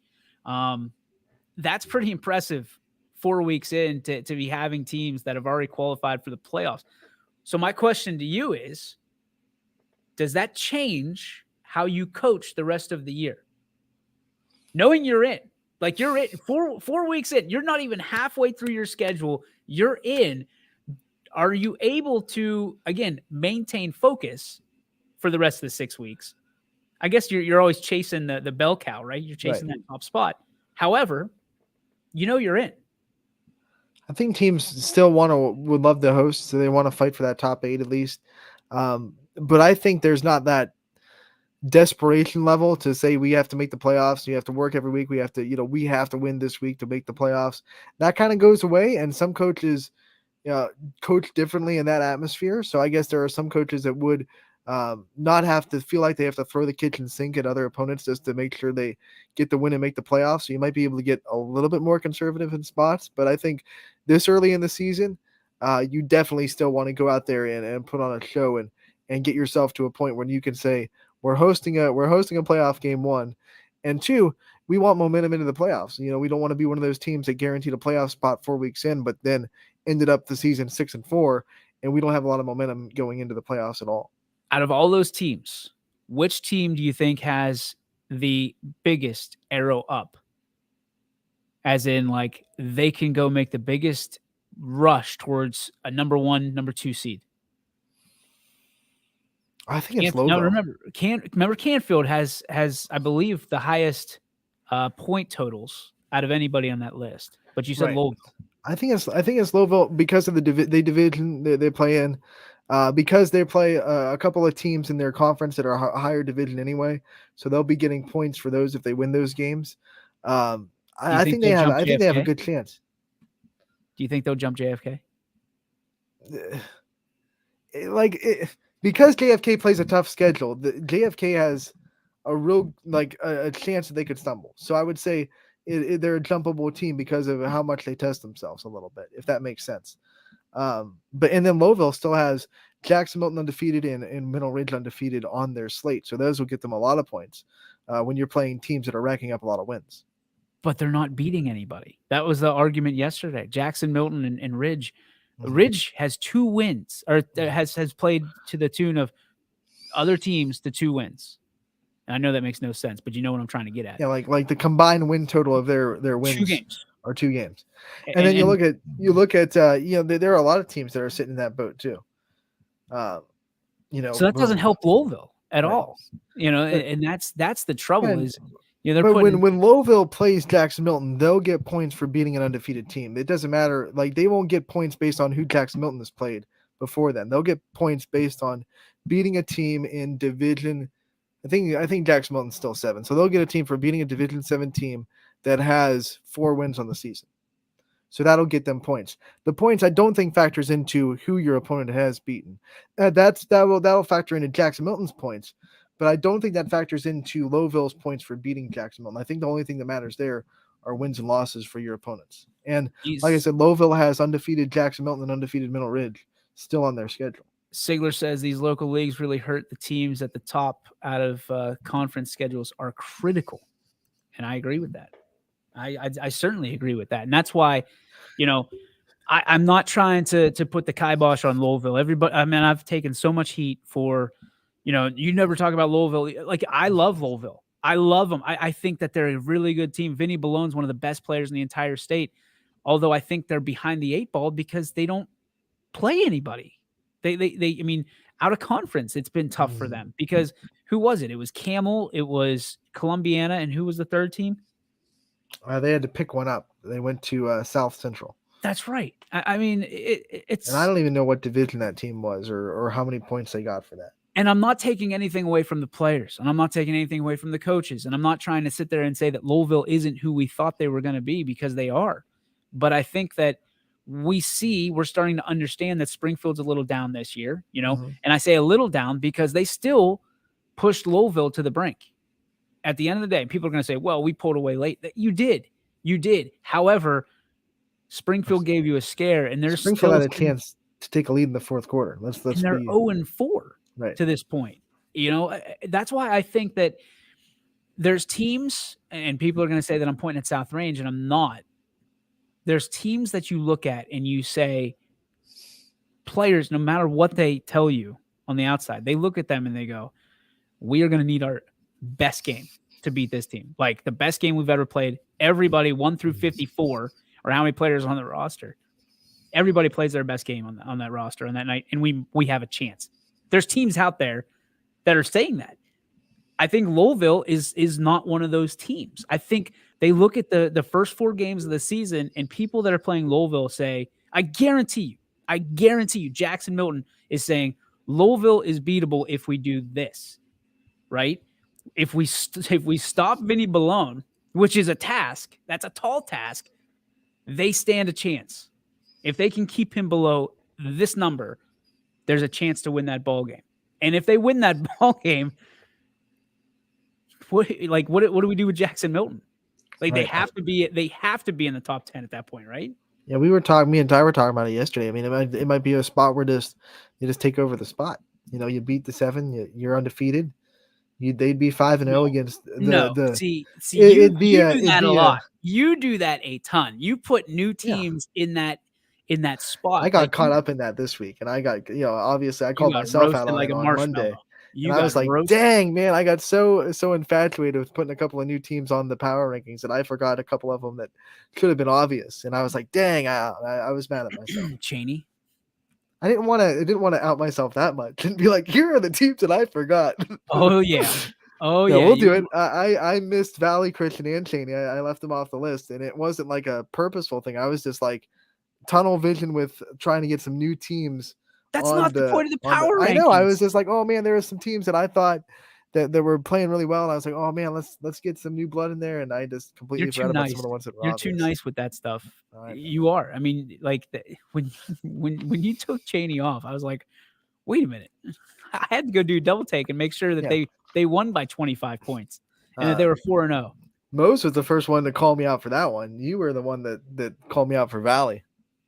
I could not believe after what Valley's done, and people know that I'm a big proponent for Valley, but to watch it in person, it was, because I think a lot of United, and for them to basically steamroll the Eagles, it showed you a little bit of what Andy Hake's team's capable of. And now that they're in the playoffs, and United's there too, D6 is going to be tough for them, and Coach Hake knows it. But first goal is a conference victory, championship. So.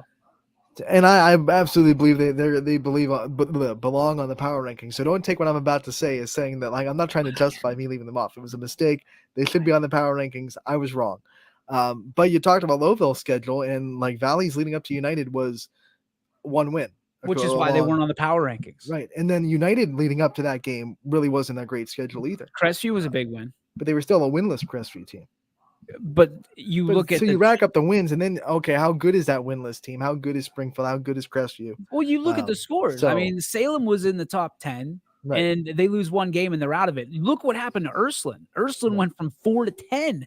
Like we've got a bunch of bandwagoners as opposed to like voters. I mean, that's basically what it is, myself included. But you look at this, and the goal is, would Canfield beat Lowville? Probably. Because it's D3 against D7. That's why it's hard to compare those teams. I mean, would Ursuline beat Lowville? Probably. I got to be honest with you, and we're shocker that this idea is probably going to get stolen, but I'll put it out there. Moving forward next year, it'll probably be a top 25. We'll just do 25 teams, because top 10 is one of those things where we're leaving 55 teams. I had a great conversation with some people on Friday night internally. And they said, what if we did, the best of D1 to 4 or D1 to a top 10 for both, 1 through 4, 5 through 7. And here's why I don't like it. It would be 2 through 4 because we don't have a Division I school. Right, but in case we ever did, they would have to be included. So I don't like it because I feel like that's participation trophy. Like if I'm a D7 school and I'm in the same breath as Austintown Fitch and Ursuline and Canfield and South, like that makes me feel really good, and it's almost like and I explained it to them like Rocky Balboa. You've seen that movie, right? So it's the fantasy of it. It's I mean, if Lowville could ever beat Canfield, what would that mean to the program? That's why I love it. I love it. Do I want to add on 15 more schools and add more work for all of us? Not necessarily. But do I think that a top 25 list would be beneficial to other schools in the area to kind of register? Okay, where are we in a top 25 of everybody at YSN? Because where would a Southern local end up right now? Where would a team like Jackson Milton end up right now? Mineral Ridge, like where would they be? And the arguments can be had for 25 schools as opposed to 10. So I'm in favor of that. And to be honest with you, we'll probably end up with something like that next year. And let's be real, the more schools we add, the harder it's going to be to say top 10, right? I still think there's an elite to the top 10. I might still make that like a separate graphic, like you got 15 and 10. Because to me, there's still like, to be in the top 10 of this area, no matter how many schools there are, is special. Like Orange is going to be in the top 10 of something. And people are not going to be able to go, it's going to be like apples and oranges, right? So it's going to be from a standpoint of, okay, we know we can beat them. And then, you don't even know 3 players on their team, because you're not invested. But now with YSN, you will be, because the stories and the interviews and all this stuff, the fantasy matchups are kind of what I'm looking for. Because should these teams play? No, they should not play each other. Will they ever play? Possibly. But I want the thought process to be, what would it be like if everything was equal? You know what I mean?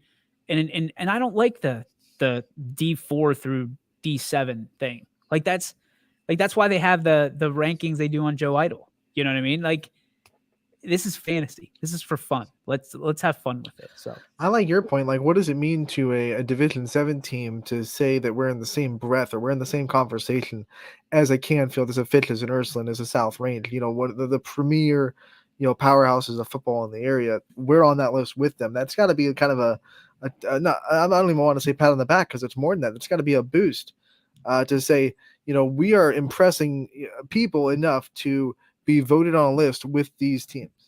Yeah, and my ultimate goal would be to have the YSN poll and a coach's poll. Oh, that would be cool. But it'd be almost I'm like the AP and coaches, Exactly, and I'm not going to, but it's going to be tough because giving coaches one more thing to do in a world where their hands are full already. Like, and they didn't. I mean, it's hard to vote for teams that you don't play or you don't see, because it's like, how are we going to really educationally, as a coach, you're so focused on your opponent and your team. Our guys do it you do it. I know, but I'm not a coach.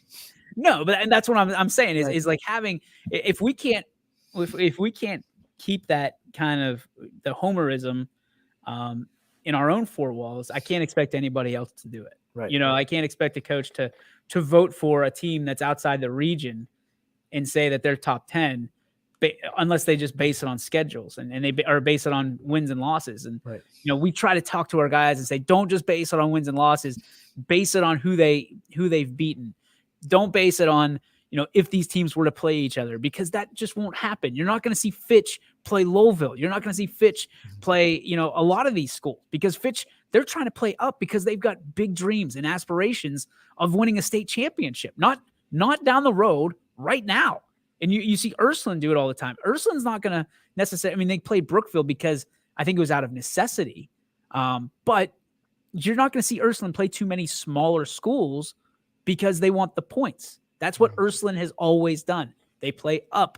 They win 3 games, they're in. And that's why, I try to, keep in the mindset of when you're comparing schedule and strength of schedule, you also can't compare those teams, because a team like Lowville can't put up a schedule like a team like Ursuline. They can't go play those Division III, Division II teams. So you almost can't compare the schedule. What you have to do is, how strong is that schedule compared to who they are? You know what I mean? One of those things, of where they sit, if that makes sense. Like, is who that they how should you do be. it? Is that how Cheney got kicked off by? It was an honest mistake, and I'll own it. But it wasn't something that I was like, "Oh, Cheney, screw them, they're out." Who was the other team? I can't remember. It was Valley. It was Cheney and that's Valley. right, I forgot to put Valley in there. Well, Valley, I will give you a pass on, because Valley wasn't on. You had a couple teams that were on the bubble. Mineral Ridge is the one that everybody's in love with right now. And what's unfortunate is, you've got a couple guys in the group chat that are really pushing, like, politicking for Mineral Ridge. And then you've got another guy that comes out and says, hey, they've only beat teams that have 2 wins on the season combined. Right. And immediately people are like, no. It was the same knock on Valley until they beat United. But that's the thing. So because since Valley wasn't on until they beat United, I think it's kind of fair. It's a fair argument to say that Mineral Ridge. Here you go with that fair stuff again. It ain't fair. Argument. It's a fair argument. There's nothing fair about arguments. You in an argument, in a debate, you want to keep it fair. In an argument, you will pull hair, you will scratch eyeballs, whatever you have to do to win that argument. At least I will. It's a fair debate. It's a fair debate, I guess I should say. There you go. It's all in how you phrase it, right? I think that's a valid point. And when you look at Valley, I know Andy, he looks at it as bulletin board material. Like when their guys aren't on it, and their guys look at it as well. However, at the same time, they're cognizant of where they're at. They know, and they know what's waiting for them in the playoffs. I'm not saying that they're going to bow down to a Kirtland, but they know what's waiting for them. So did South Range. And listen, Kirtland's another one of those teams that you're probably going to have to play your best game, all 54 of you or whatever's on your sideline. So going into that, I think Andy's still learning this system, this players, this group of players, I should say, and they're only going to get better. And I think they could end up 10-0. I think that Southern game is going to be particularly interesting. They've got a couple winnable games coming up, Lisbon and then Leetonia at home, both on Saturday nights. And then I think that's the Southern game, if I'm not mistaken, right after that in the Wigwam. It's going to be very interesting. Here's another thing, Ant. Weather is going to go into that because that'll be that's 3 weeks away. So we're going to be in October. Yeah, it starts to get a little bit colder. So you look at that and you sit there and you go, okay, this is an attack that, they had 250 rushing yards or something like that, but they are also very fast. And if it's on a slow track, even though it's turf, it's slippery. It's an older turf. the advantage to me then goes to Southern Local, because not only are they used to playing on it, they're also run the wing T. Right. And we saw what they can do against teams like McDonald, and they can just blow them up. Now, I don't think they're going to out physical Valley Christian, but I certainly think that if the weather is a factor, it absolutely benefits Southern Local. What I liked about Valley and watching them on tape, and the first time that I saw like a huge play for them a couple weeks ago, I think it was Mixon running down the sideline, and he's a big dude, but he was also outrunning pretty athletic safeties and cornerbacks down the sideline. So it's a backfield that is big and fast, which it means I'm guessing if they have to play power football, they absolutely could. They could go in between the tackles and rough you around as a backfield. But if they also want to, they could break it outside the tackles and beat you to the corner and then run down the sidelines for a big touchdown. But those bodies are big enough that they probably would not struggle to run between the tackles if they wanted to. So this is an interesting quote from, I'm going to guess this is Alec. Andy Hake will tell you before any game, we are either going to win by 20 or lose. See, that's coach speak. That's different than an actual Andy Hake quote. An actual Andy Hake quote is, they're not doing this in North Korea, DJ. They're not playing football in North Korea. Like, that is an Andy Hake quote. What Alec described is coach speak, because any coach is going to say, we're going to give it our best shot. It all depends on how the guys play. Like, that's a coach speak. That is Andy Hake coach speak right there. Is we're going to lose by 20. We're going to win by 20. He's going to have his guys ready. And I think when you look at Jontrell Mixon, to your point, Anthony, that you just made, that is a man. That is a man running the football to the point where I don't want to say that people are afraid of him, but it's going to take more than one of your players to bring him down. Like, he is a Mack truck, and you've got to put a blockade up to slow him down first, and then you kind of collapse, right? It's divide and conquer from that standpoint is you got to make him pick a lane, and then you just swarm to him. United did not do that. He ran through the Eagles. There was another 2-point conversion that he was in. 100% he was in, at least from my vantage point. And Andy got pretty upset about that because, not knowing what we knew was going to happen with Jay Sean Lindsay blowing up for multiple touchdowns.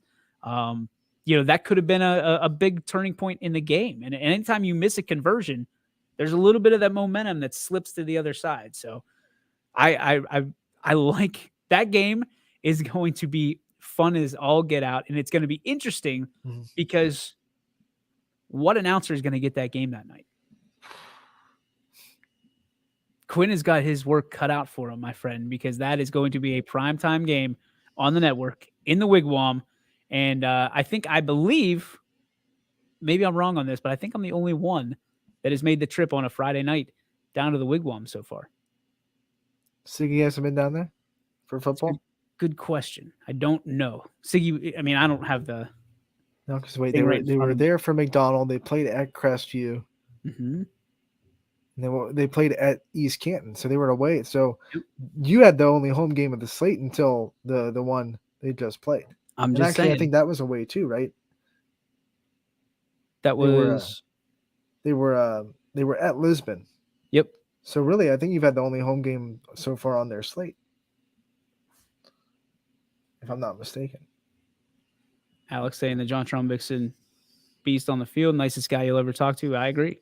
A lot of these kids are. Jontrell is he came over on 7-on-7s to us, and he did a great interview. And he's a shy kid. A lot of those guys are shy kids because, you're not acclimated to people trying to help you out and people trying to, get the most out of you, get some of the quotes. But Jontrell, he's figuring it out, man. Great young man.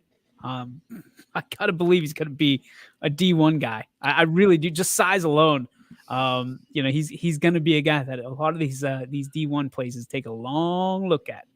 I love watching like the soft-spoken kids that kind of turn on a different mindset when they pad up or when they go on the field or the court, because it's almost like they have split personalities. They all of a sudden they're able to be super aggressive and super in your face with the athletic ability that they have, but then when they're off the field, it's almost like they are able to put that in a box and be kind of mild-mannered and soft-spoken in their normal personality.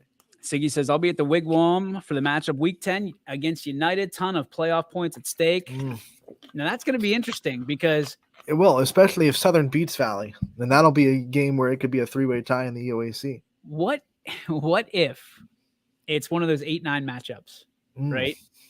You know, and you sit there and you go, well, you know, you can either have a home game or not. Like, I love those games. And it feel like it's always Fitch and Harding that get those. You know, they play each other week 10 and then they play each other week 11. I think it's 2 years. It's happened 2 years in a row now. And it's crazy.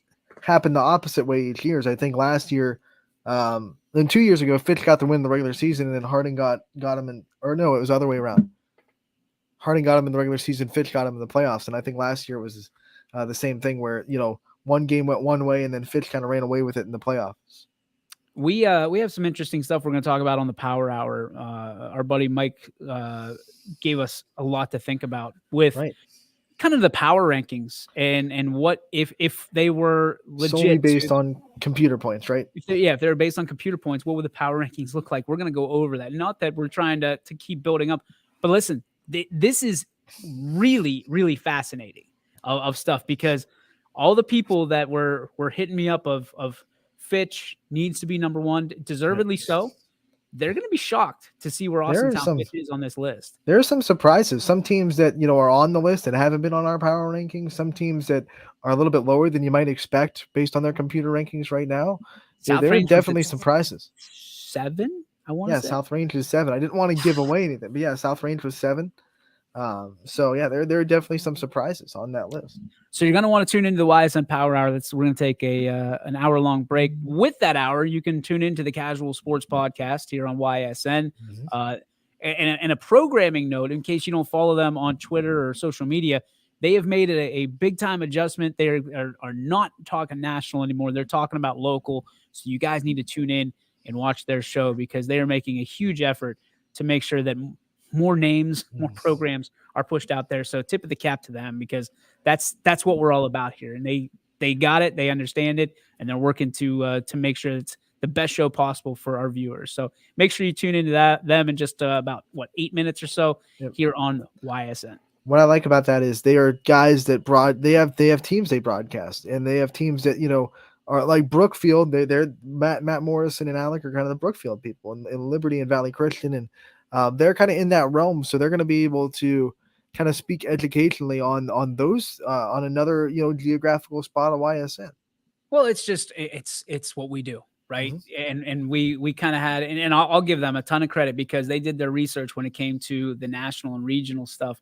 But we kind of hashed it out, and I said, listen, this is who we are. We talk local extensively. Like if you want to talk that regional national stuff, it can be a footnote somewhere. But people don't go to us to hear about the Buckeyes, Browns, and Steelers. They just don't. It's just not how it goes. They go to us because they want to hear about the Wildcats, the Raiders, and the you know the Falcons, whatever it may be. So I'm excited for them. I'm happy for them. I'm proud of them for being able to turn the corner. I think Alec is going to go headfirst into this, as well as Matt and Mike. And I think that as well-spoken as all of them are, and as opinionated as they are, I think that it's going to make for some great content and stuff that we will be sharing a lot more on social media. So keep an eye out for that. Before we get out of here, let's go over the schedule for tonight. We have volleyball. We also have soccer. First volleyball match on the slate is going to be Edgewood at Orange. It's a 6:00 start, and it will be Connor Richardson on the call in Orange for their volleyball team taking on Edgewood. So it's a YSN matchup in Orange. They probably won't have a lot of those up there in the Cleveland area where they play YSN schools, but they got one tonight. They will. You know, Orange is in that CVC. Right. Jefferson's going to join that CVC. You know, there's a lot of Ashtabula schools where it's not a long haul to get there. So they're going to have more than you think. I was under the same impression too. I was like, oh, well, this is cool. But then I looked at their schedule. I was like, oh, okay, well, that makes sense. Yeah, I think they're actually they're in the same, because that CVC is broken up into, you know, I think 3 or 4 tiers. Correct. So I didn't know what tier they were in, but I think they're in Edgewood's tier right now, and they're in Lakeside's tier, and those schools that they'll be seeing a lot of. So you're actually pretty on point with that. 6:00 start time also in West Branch, as it is one of the best rivalries in the area. Salem goes to West Branch for that one. They'll also be playing each other on the soccer field tonight too. So it must be rivalry night in the Salem and West Branch communities as they squared up on multiple levels of sports. Austintown Fitch goes to Canfield at 7 o'clock. I'll be at that one for a Battle of the Birds. Lakeview at South Range, that one will be set up in the huddle cam. You'll be able to watch that one video only in South Range, 7 o'clock, first serve for that. Struthers travels to Girard. Matt Mayer is going to make the call there. Is Girard number 3 in our power rankings? Always a fun team to watch, and definitely a good reason to watch them there. We have United at Wellsville. Gary and Coy will be on the call for that one. Wellsville, a team that popped into the power rankings too for this week as well for the volleyball. Valley Christian goes to Columbiana. Joe Eusebio will have the call there at 7 o'clock. And then, like you said earlier, you will be going to Mohawk as Shenango comes to town. 7:30 is the start time there. So you'll be about a half an hour behind everybody else. Oh, well, I didn't know that. So there we go. You learn something new every day. It's on our schedule. So I don't look at schedules. I just show up places. One boys soccer game on the slate tonight, as well as Boardman travels to Canfield. Richie Giuliano will be on the call there. So we have volleyball, we got soccer for you to check out. ysnlive.com/live is the place you can find all those links. It is completely free. Make sure to tune in to our wonderful announcers and our wonderful athletes and catch some volleyball and soccer on the network tonight. Running Point will be back tomorrow from 12 to 2. Casual Sports Podcast coming up next from 2 to 3.